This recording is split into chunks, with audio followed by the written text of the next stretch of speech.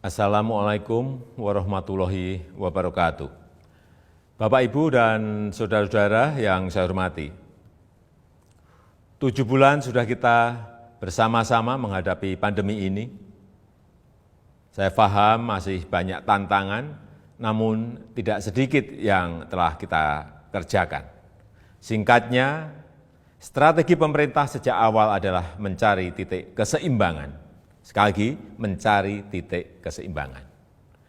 Saya tegaskan kembali bahwa kesehatan masyarakat, kesehatan publik tetap nomor satu.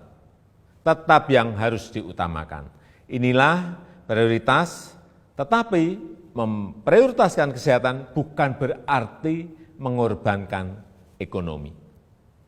Karena jika kita mengorbankan ekonomi, itu sama saja dengan mengorbankan kehidupan puluhan juta orang. Ini bukan opsi yang bisa kita ambil. Sekali lagi, kita harus mencari keseimbangan yang pas. Oleh sebab itu, saya dan seluruh jajaran pemerintah selalu berupaya mencari keseimbangan itu.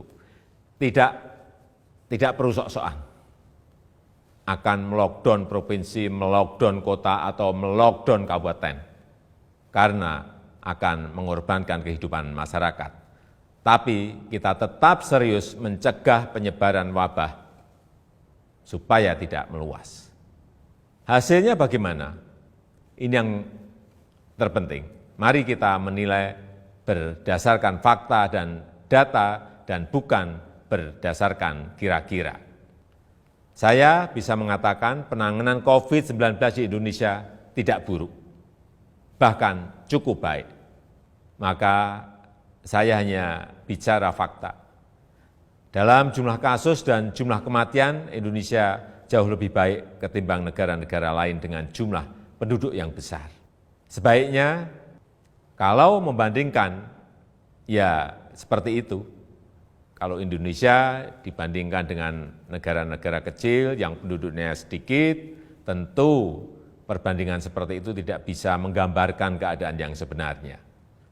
Dalam hal ekonomi, pencapaian kita juga tidak jelek-jelek amat. Ekonomi kita menurun, ya, betul, itu fakta. Tapi mana ada negara yang tidak menurun ekonominya? Bahkan ada banyak negara lain yang harus memikul beban ekonomi yang jauh lebih parah. Dibandingkan dengan beberapa negara Asia Tenggara lainnya, misalnya, kinerja ekonomi kita masih lebih baik. Sekali lagi, ini fakta. Ini harus kita ambil hikmahnya agar kita juga tetap optimis, dan tidak kehilangan harapan. Sekali lagi, saya tegaskan, kita harus tetap optimis. Bapak, Ibu, saudara-saudara sebangsa dan setanah air, banyak yang telah pemerintah lakukan, banyak sekali macam-macam programnya. Di tengah keterbatasan keuangan negara, saya mengambil risiko untuk mengatasi masalah ini. Angka-angkanya silahkan dilihat sendiri di tampilan yang ada di sini. Berapa ratus triliun yang kita kerahkan untuk mengatasi wabah maupun untuk membantu warga. Kendati demikian, saya juga belum puas. Saya ingin menteri-menteri lebih baik lagi dalam bekerja, mencari program yang lebih tepat sasaran. Semua harus terus kita perbaiki. Masih banyak kerja keras yang perlu kita kerjakan. Kita harus terus melakukan penyesuaian kebijakan, mencari yang lebih baik. Masyarakat jangan ragu untuk melapor. Menteri Dalam Negeri telah saya perintahkan untuk terus mendorong pemerintah daerah membuka keran-keran aduan atau masukan untuk perbaikan kebijakan ke depan. Setelah 7 bulan, banyak yang bisa kita pelajari dari wabah ini. Misalnya, pembatasan sosial. Saya kira harus kita sesuaikan. Untuk itu saya menekankan pentingnya pembatasan sosial skala mikro atau mini lockdown. Kita buat lebih terarah, spesifik, fokus, tajam untuk mengatasi masalah COVID, tapi tidak membunuh ekonomi dan kehidupan masyarakat. Ini yang harus kita lakukan.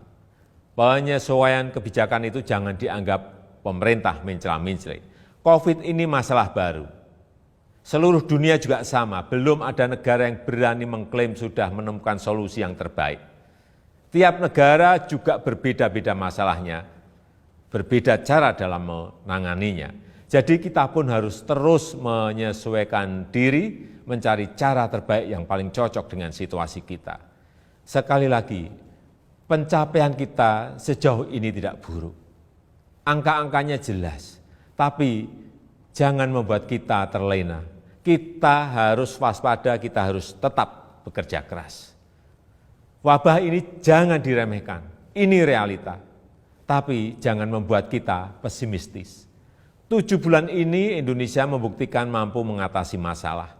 Belum sempurna, ya, tapi bisa kita perbaiki bersama-sama. Mengatasi pandemi ini memang sulit, memerlukan kerja keras bersama, dan saya yakin kita akan dapat melakukannya. Yang penting, dalam situasi seperti ini, jangan ada yang berpolemik dan jangan ada yang membuat kegaduhan-kegaduhan. Bapak, Ibu, dan saudara-saudara sebangsa dan setanah air, tentunya apresiasi saya sampaikan kepada dokter, perawat, tenaga medis, TNI, Polri, ASN, dan juga para relawan. Namun, tidak kalah pentingnya adalah peran serta masyarakat untuk berubah, menyesuaikan diri, menaati protokol kesehatan. Lakukan dengan disiplin 3M, memakai masker, menjaga jarak, mencuci tangan. Tetap optimis mengatasi masalah. Saya percaya jika kita saling melindungi, saling membantu, saling mengingatkan satu sama lain, kita akan mampu melalui masa-masa sulit ini. Semoga Allah SWT, Tuhan yang Maha Kuasa, meridhoi dan memberkati segala upaya yang telah dan akan kita lakukan bersama-sama sehingga dapat keluar dari krisis ini. Terima kasih. Wassalamualaikum warahmatullahi wabarakatuh.